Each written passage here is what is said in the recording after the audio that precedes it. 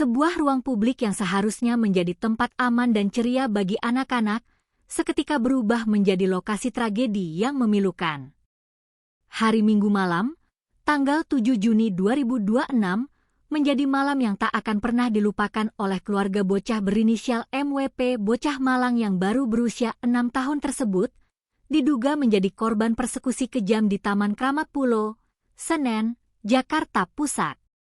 Awalnya, sekitar pukul 6:30 malam, MWP pamit untuk bermain di area taman.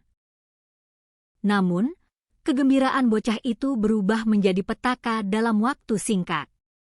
Menjelang pukul 7:30 malam, korban ditemukan dalam kondisi tak sadarkan diri. Pihak keluarga awalnya mengira korban mendadak mengalami kejang-kejang akibat tersengat aliran listrik dari salah satu tiang yang ada di area taman. Korban pun langsung dilarikan ke Rumah Sakit Cipto Mangunkusumo atau RSCM dalam kondisi koma. Namun, kecurigaan keluarga mulai berubah keesokan harinya. Linda Reselin, nenek korban yang berusia 56 tahun, berinisiatif mendatangi taman untuk memeriksa rekaman kamera pengawas atau CCTV. Disinilah tabir kebenaran mulai terungkap.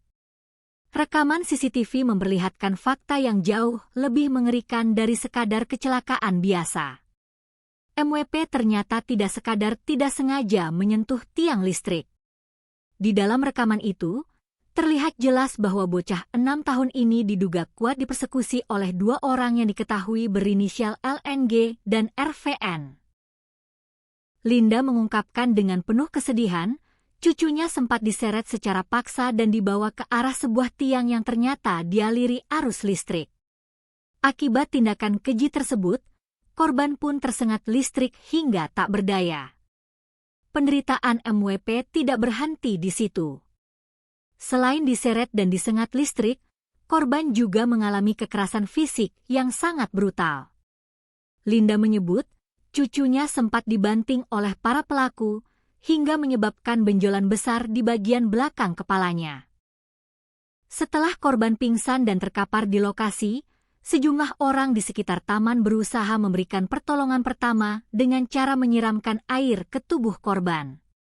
Bahkan, ada yang mencoba memberikan susu cair, namun tragisnya, susu tersebut dimasukkan melalui hidung korban.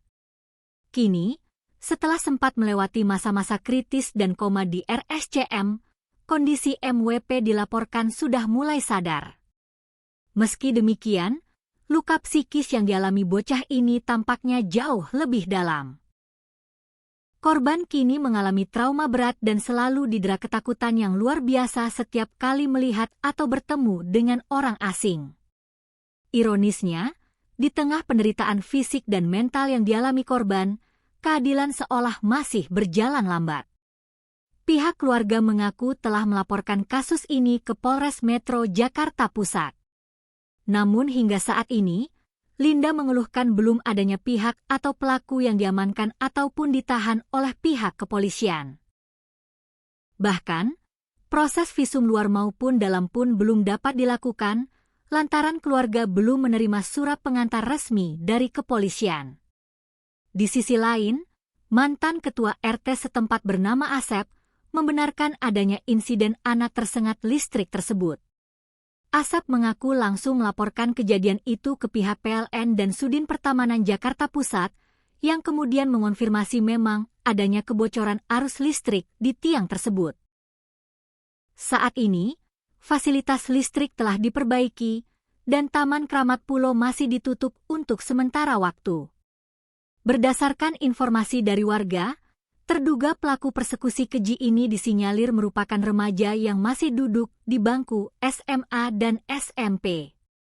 Kini, keluarga MWP hanya bisa berharap pada ketegasan aparat penegak hukum.